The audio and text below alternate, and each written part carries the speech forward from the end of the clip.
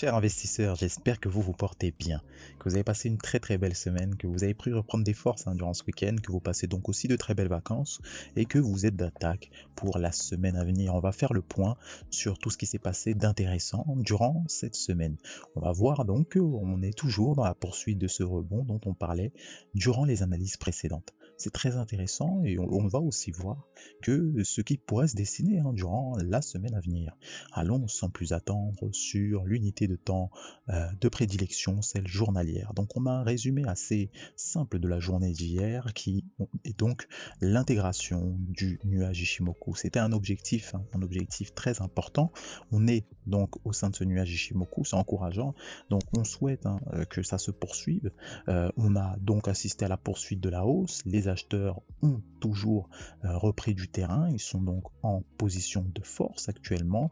Vont-ils maintenir cette force ou vont-ils s'affaiblir? C'est la grande question de la semaine à venir, parce qu'on constate manifestement que la semaine a été de leur côté. La semaine actuelle est de leur côté, à condition qu'ils maintiennent et qu'ils clôturent donc encore une fois au-dessus de ces 33 000. Actuellement, on est bien au-dessus, on est autour de 34 200. C'est pas pour nous déplaire, on le rappelle, on se rapproche petit à petit de ces niveaux des 35 000. Il faut savoir que ça en constitue même une target haussière. Oui, notre target haute est au niveau de 35 000 et on va tabler sur les 35 500 par extension. C'est tout simplement des niveaux précédents qui ont été créés par le prix. Ceux qui sont optimistes pourront viser les 36 000 évidemment. Mais 35 500, ça paraît être un objectif raisonnable, assez raisonnable en termes de target haute. Si on devait viser des targets basses, on a des plus bas qui ont été créés précédemment autour de 33 500 par là, d'accord? Ça voudrait dire qu'il y ait une légère consolidation et par la même occasion une sortie du nuage. Ce qui invaliderait en tout cas cette impulsion, la continuation de cette impulsion haussière que nous connaissons. Oui, actuellement en unité de temps 4 heures, on constate de manière plus précise l'établissement au-dessus de ce fameux nuage Ishimoku. Un petit ajustement ne fait pas de mal, histoire de voir plus précisément ce qu'il se passe au niveau des marchés. En unité de temps, donc 4 heures, vous voyez au-dessus de la Tenkan, de la Kijun, du nuage. En somme, on évolue lentement mais sûrement au-dessus d'Ishimoku. Ceci dit, depuis toutes ces 4 heures là, on constate que on a des séances qui sont très timides à la hausse. On a en fait eu de manière plus précise quand on s'attarde sur le marché, c'était durant la journée du 23 juillet. On a eu une très grande impulsion et après on a eu tout simplement une montée par escalier. Ça n'a pas été vraiment, fort. C'est-à-dire qu'on augmente, c'est-à-dire on monte au niveau du prix, mais de manière vraiment légère. Donc l'important c'est de monter, vous me direz, mais c'est aussi de monter dans de bonnes conditions.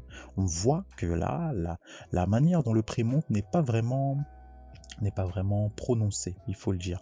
Donc c'est une info à tenir en compte, parce que ça veut dire que les acheteurs, plus ils se rapprochent de 35 000, comme vous le voyez, plus ils sont dans l'hésitation, plus ils sont, en tout cas, on constate un affaiblissement à première vue en termes de mouvement. Donc ça, c'est l'action du prix. C'est ce que nous montre l'action du prix en question. L'unité de temps 1 heure, on voit donc de manière plus précise ce que l'on disait. Donc si vous constatez bien, actuellement, donc durant toute cette journée d'hier, voici un petit peu la manière dans laquelle on a monté. On a passé quasiment une bonne partie de la journée à hésiter autour de ces 33 000. Est-ce qu'on va au-dessus de ces 33 000? Est-ce qu'on n'y va pas? Et hop, d'un coup, vous avez vu Cassure de Tenkan, on s'est retrouvé propulsé au-dessus des 34 000. On a évolué pour ensuite invalider, donc casser ce Tenkan dans le sens opposé et pour ensuite reconsolider tout en augmentant notre prix petit à petit. Donc oui, on a une augmentation en termes de prix pour ce qui est du Bitcoin face au dollar. On se situe tout proche, vraiment tout proche là des 35 000. Le but c'est de les atteindre, de s'établir au-dessus. Et encore une fois, on connaît très bien ces niveaux. C'est pas pour rien qu'on a du mal à les casser, c'est parce qu'on les a travaillés par le passé. N'oubliez pas. L'Ethereum face au dollar est également très intéressant. On se situe actuellement autour de 2150 pour faire l'état des lieux. On oscille entre la Tenkan et la Kijun.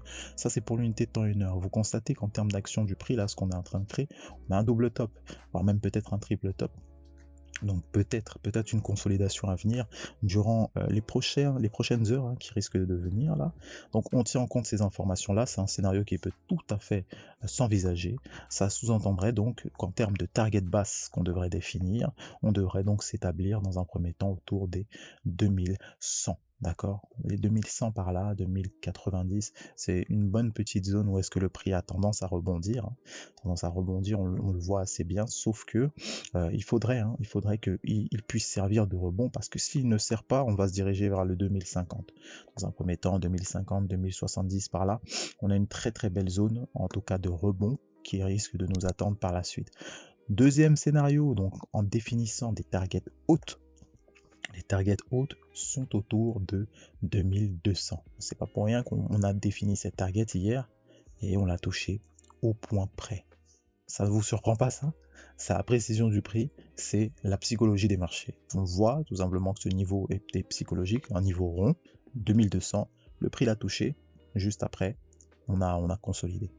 On a consolidé pour venir un petit peu rebondir autour des 2130, comme on en a l'habitude. Assez bien.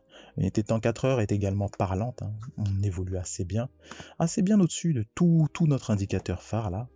On voit assez bien que la force se situe correctement du côté des acheteurs. Vraiment, très belle impulsion depuis le 23 juillet. Là. Cette belle impulsion, elle a donné le start véritablement à poursuivre cette hausse-là qui était entamée. Donc on constate assez bien que au-dessus de ces 2130, on voit que le prix est allé chercher les 2200. Là, on évolue un petit peu autour de 2150.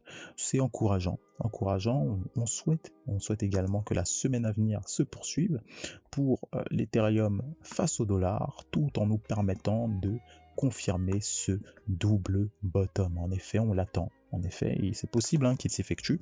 S'il s'effectue, c'est très encourageant. Ça peut nous propulser très très haut.